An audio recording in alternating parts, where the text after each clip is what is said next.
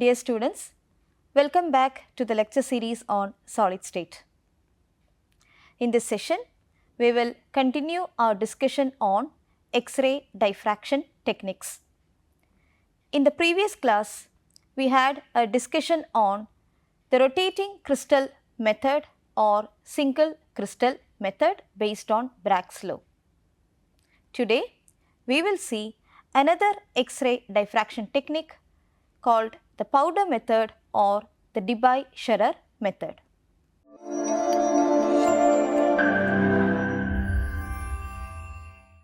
Before moving on to today's session, let's discuss the questions of the previous class.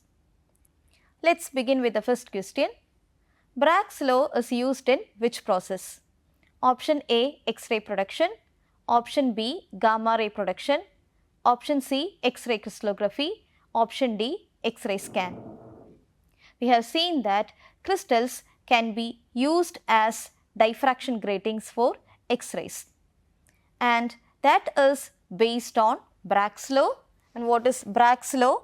We have the equation n lambda equals 2d sin theta. So, this Bragg's law is used in X-ray crystallography to study the crystal structures and determine the lattice parameters. So, the correct option is option C, X-ray crystallography. Let us move on to the next question. When a crystal is rotated in the rotating crystal method, the diffraction spots are observed on the photographic film because option A, the wavelength of X-rays keeps changing. Option B, the interplanar spacing D changes with rotation. Option C, different lattice planes satisfy Bragg's condition at different angles. And option D, the intensity of incident X-rays varies. We have seen that when a crystal is rotated in the rotating crystal method, there will be different lattice planes that satisfy the Bragg's condition at different angles. When it is rotated, the angle will vary, the theta will vary, and there will be different lattice planes that can satisfy Bragg's condition and can result in maximum reflection. So, the correct option is option C, different lattice planes satisfy Bragg's condition at different angles. So, that results in maximum reflection, and as a result various diffraction spots can be observed on the detector or the photographic film. Third question.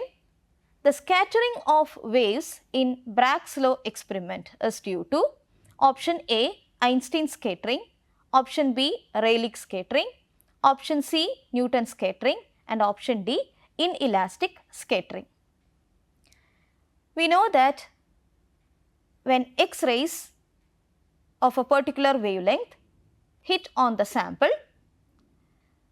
they get diffracted from different lattice planes, and those diffracted or scattered waves then falls on the detector. So, during such process, the frequency or the wavelength of such X-rays, that is the frequency or the wavelength of X-rays falling on the sample and the frequency and wavelength of X-rays getting scattered from the sample will remain the same, and that is referred to as Rayleigh scattering. That is, if the frequency of the incoming electromagnetic radiation and the scattered electromagnetic radiation is the same, then that is referred to as Rayleigh scattering. So, in X-ray diffraction techniques or in Bragg's law experiment, the frequency or the wavelength of the incoming X-rays, X-rays are nothing but electromagnetic radiations. So, the frequency of the incoming X-rays and those of the scattered X-rays will be the same, and hence the correct option is option B, Rayleigh scattering. Fourth question. Which of the following quantities can be directly determined from the rotating crystal method experiment? Option A, wavelength of incident X-rays. Option B, planar spacing d of the crystal lattice. Option C, refractive index of the crystal, and option D, velocity of X-rays. We know that the rotating crystal method or the single crystal method is based on Bragg's law.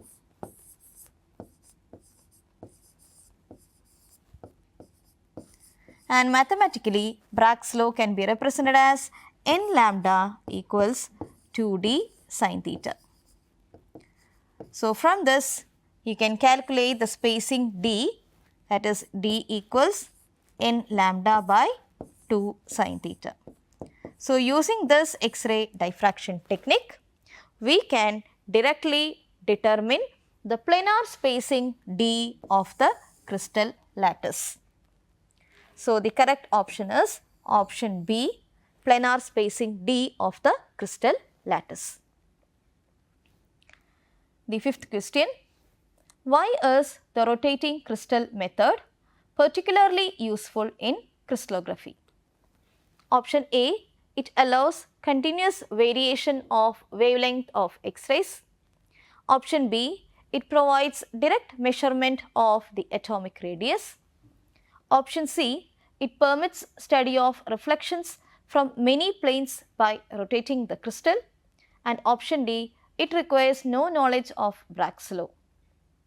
The rotating crystal method or a single crystal method is a diffraction technique, X-ray diffraction technique used to study the structures of crystals, and it permits the study of reflections from many planes that satisfy the Bragg's law by rotating the crystal. Okay. So, that is why it is particularly useful in crystallography. So, the correct option is option C, it permits study of reflections from many planes by rotating the crystal. Before moving on to today's session, let us have a quick recap on X-ray diffraction. We have already discussed about the use of crystals as diffraction gratings for X-rays.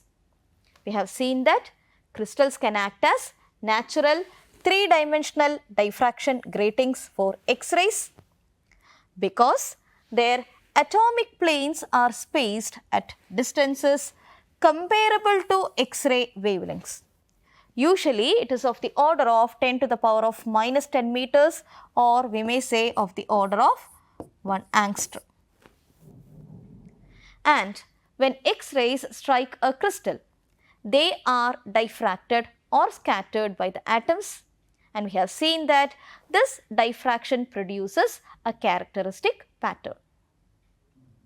And the X-ray diffraction is based on the well-known equation known as the Bragg's equation given by n lambda equals 2d sin theta, where lambda is the wavelength of the X-rays, d is the spacing of the crystal layers, theta is the incident angle or the Bragg's angle, and n is an integer 1, 2, 3 etc. referred to as the order of diffraction. And in the last class, we had a detailed discussion on the rotating crystal method. And the rotating crystal method or a single crystal method is an X-ray diffraction technique that uses a single crystal which is mounted on a rotating spindle and illuminated by a monochromatic beam of X-rays. And we have discussed the working principle of the rotating crystal method. We have seen that as the crystal rotates, different sets of lattice planes periodically satisfy Bragg's law. So, when such lattice planes satisfy Bragg's law, they can produce diffracted beams. And the resulting diffraction pattern is recorded on a cylindrical film, which allows the determination of crystals' interplanar spacings, unit cell dimensions and atomic arrangement. So, now let us see another diffraction technique called the powder method or the Debye-Scherrer method. The Debye-Scherrer method or the powder method is a powder X-ray diffraction technique used to determine the crystal structure and properties of polycrystalline or powdered materials. Okay. So, similar to rotating crystal method, the Debye-Scherrer method is also a X-ray diffraction technique, but here instead of a single crystal, we are using a powdered sample, and it is used to determine the crystal structure and properties of polycrystalline or powdered materials. And this method was developed by Peter Debye and Paul Scherrer in 1916. Similar to rotating crystal method, the Debye-Scherrer method is also based on the Bragg's law of X-ray diffraction. Now, let us see the principle of the Debye-Scherrer method. As I said earlier, here instead of a single crystal, we are using a powdered sample. So, this powdered sample will consist of randomly oriented small crystals. X-rays diffract from those planes satisfying the Bragg's condition, and these diffracted beams form cones appearing as rings on photographic film. As you can see in this figure, we have a powdered sample here, and X-rays are allowed to fall onto this sample, and they get diffracted from all possible lattice planes, and those diffracted X-rays can form a cone, and these cones will appear as rings on the photographic film. Now, let us have a detailed discussion on how this method works.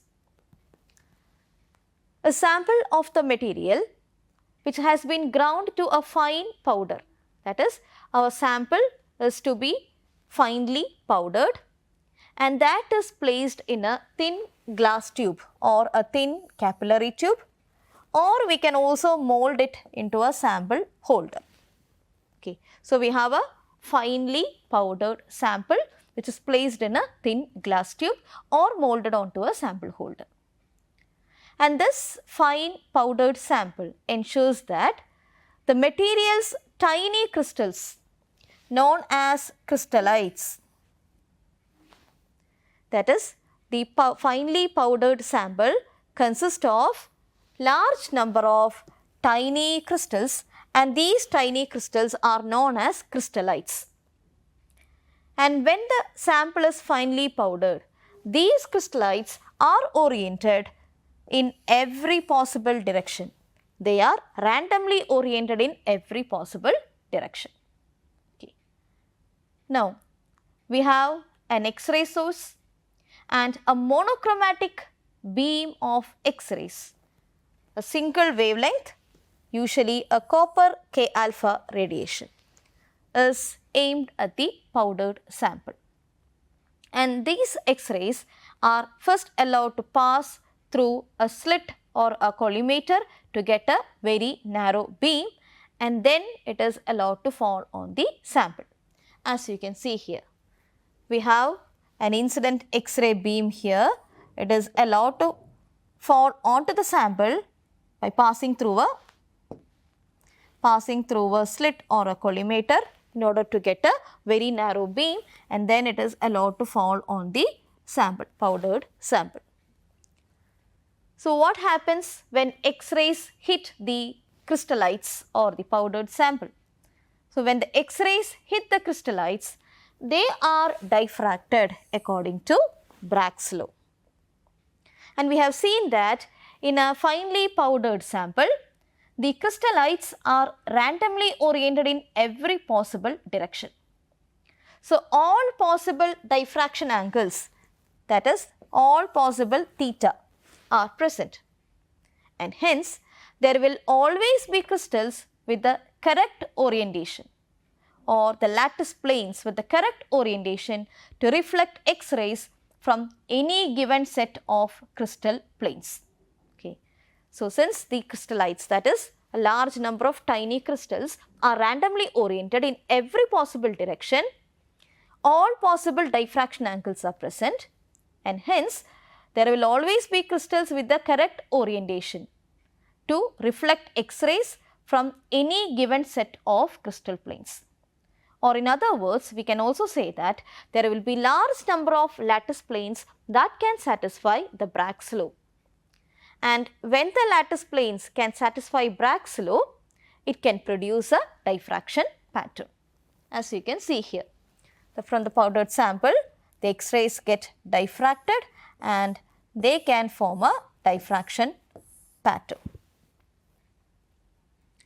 For each set of crystal planes, the diffracted X-rays form a cone of reflected rays with a semi-angle of 2 theta, where theta is called the Bragg's angle.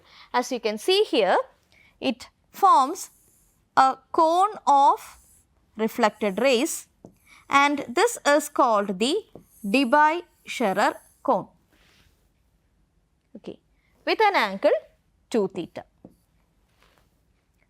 So, a detector or a photographic film placed around the sample intercepts these cones, producing a pattern of concentric arcs.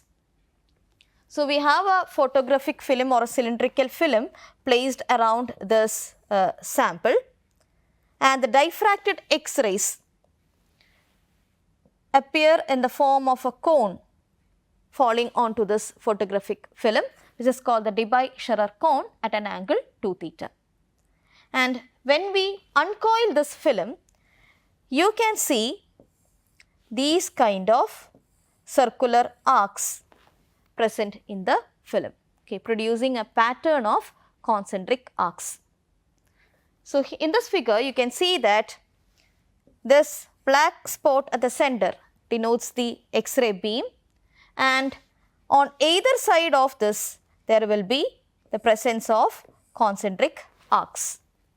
You can see here that it always present as an equal pair of arcs, circular arcs. So, this is how the powder diffraction method works. Okay. Now, let us see the characteristics of these circular arcs. The distance of an arc from the central point is related to the diffraction angle 2 theta. And also, the darkness or intensity of the arc corresponds to the intensity of the diffracted X-rays, which in turn depends on the arrangement of atoms within the crystal planes. Okay. So, the position is one characteristic feature of arc which denotes the distance of an arc from the central point, and that is related to the diffraction angle 2 theta. And next is the intensity. So, the darkness or intensity of the arc corresponds to the intensity of the diffracted X-rays, which is dependent on the arrangement of atoms within the crystal planes. Suppose the distance between a pair of equivalent arcs is x, subtending an angle 4 theta at the sample. Let the radius of the circle made by the film strip around the sample be r. Then the circumference of the circle will be 2 pi r. So, we can write x by 2 pi r, where x is the distance between a pair of equivalent arcs and 2 pi r is the circumference. So, x by 2 pi r will be equal to 4 theta by 360. So, by measuring the distance between a pair of equivalent arcs x and the radius r, we can calculate theta and thereby d spacing for each set of equivalent planes. That is, the positions of the lines can be correlated to theta and the d spacing between each kind of parallel planes. So, using this technique, we will have a clear idea on the diffraction angle and as well as the d-spacing between each kind of parallel planes. Okay. So, let us once more see how the method of powder X-ray diffraction or the Debye-Scherrer method works. We have a finely powdered sample sealed into a thin glass tube or molded onto a sample holder, and in this finely powdered sample consists of large number of tiny crystals called crystallites, and they are oriented in or randomly oriented in every possible direction. We have an X-ray source consisting of a monochromatic beam of X-rays which is allowed to fall onto the powdered sample through a narrow slit or a collimator, and when the X-rays hit the sample, finely powdered sample, they will be diffracted according to Bragg's law. And we have seen that a finely powdered sample consists of crystallites which are randomly oriented. So, all possible diffraction angles are present and there will be a large number of reflections from all possible lattice planes that satisfy the Bragg's law. So, we will have a large number of diffraction patterns. For each set of crystal planes, the diffracted X-rays form a cone of reflected rays with a semi-angle of 2 theta, where theta is the Bragg's angle. We have a detector or a photographic film which is placed around the sample which intercepts these cones. So, when we uncoil this film, we can see a pattern of concentric arcs as you can see here.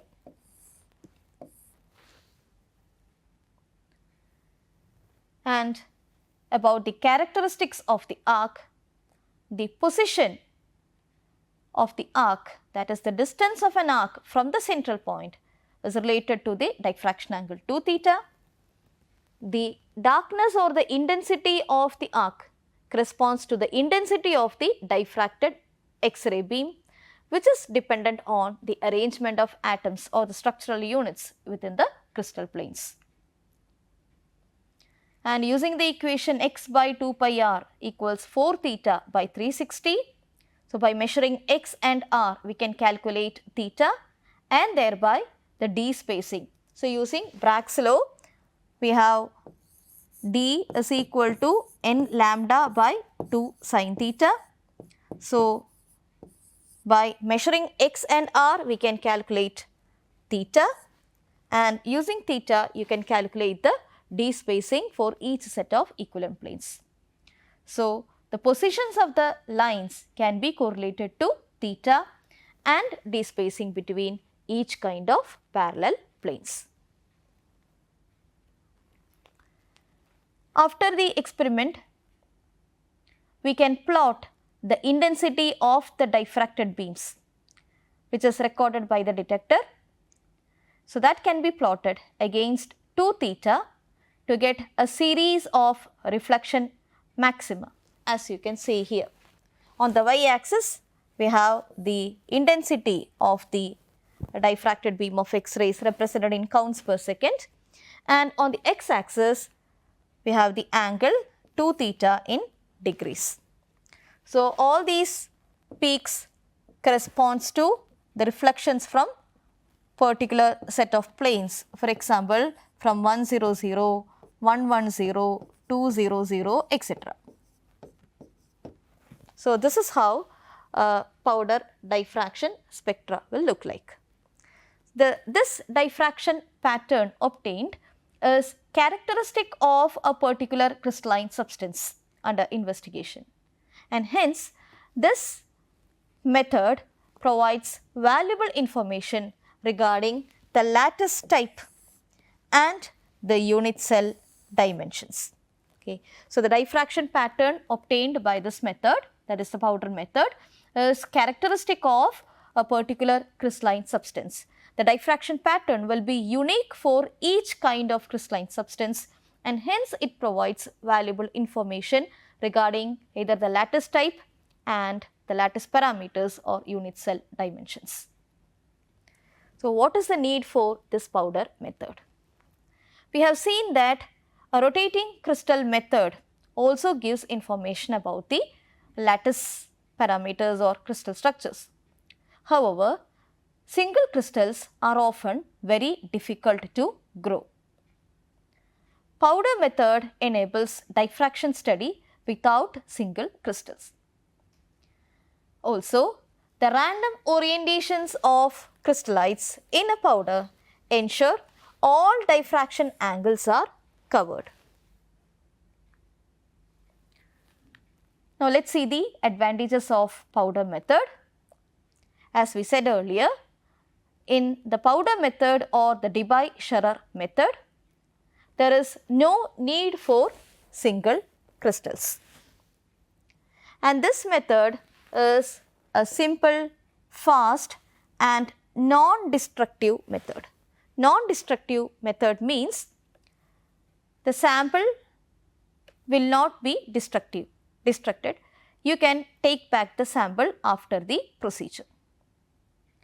And only as little as 1 milligram of the sample is sufficient. You need only a very small amount of the sample. And this method works for multi-phase materials. And the powder method or the Debye-Scherrer method is very ideal for the analysis of metals, ceramics, minerals, etc. So, these are the advantages of the powder diffraction method. Now, let us see the applications of this method. Identification of unknown materials or unknown crystal structures. By analyzing the positions and relative intensities of the Debye-Scherrer rings, that is the arcs produced, the crystal structure of the unknown material can be determined. So, a resulting one-dimensional diffractogram created by integrating the intensity of the rings. As we have seen earlier, the diffraction patterns plotted via intensity versus 2 theta. So, that can be compared against standard patterns available in a database such as those from the International Center for Diffraction Data. So, by comparing the experimental powder pattern with a standard pattern available in a database, we can identify and analyze the positions and relative intensities, and we can identify the unknown material. Another application lies in the measurement of crystallite size, or we may call the average particle size.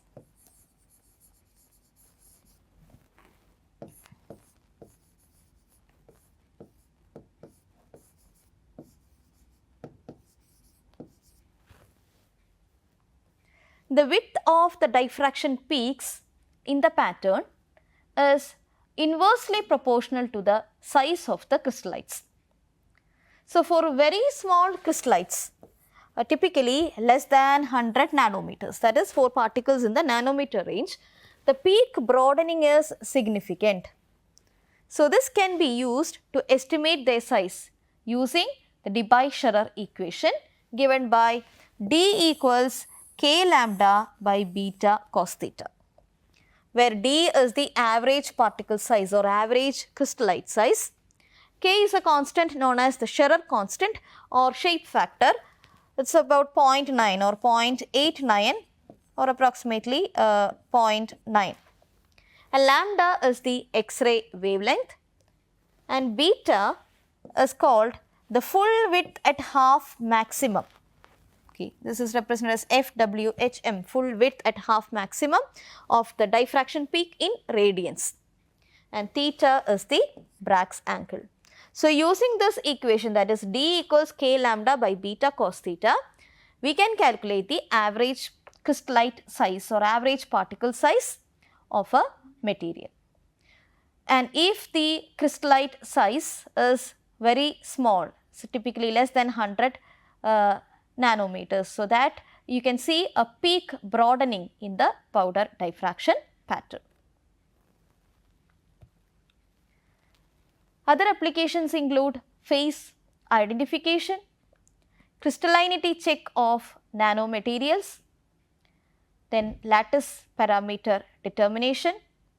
So, this powder method or the Debye-Scherrer method has a lot of applications, including the measurement of the particle size, average particle size, identification of the unknown materials, phase identification, lattice parameter or unit cell dimension determination, and crystallinity check of nanomaterials, etc. Now, let us see the limitations of this method. When we consider very complex structures, crystal structures, usually there will be overlapping of peaks. So, it will be difficult to index the planes due to overlapping peaks. We also have limited information about the atomic arrangement when we use the powder diffraction method.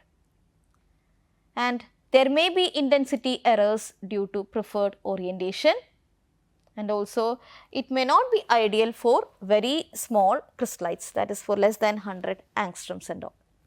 So, these are the limitations of the powder XRD method. So, in this session we have seen a detailed discussion on the Debye-Scherrer method or the powder X-ray diffraction method, and this method enables the study of crystal structures without the use of a single crystal. So, in this method it produces diffraction rings, and that can be used to determine the lattice parameters and identify the materials. And compared to the rotating crystal method, it is simpler but less detailed. The powder method or the Debye-Scherrer method is widely used for phase analysis as well as the characterization of unknown materials. Now, let us have a few questions based on today's topic. First question: the Debye-Scherrer method is primarily used to study option A, liquid samples, option B, polycrystalline solids, option C, amorphous materials, option D, single crystals.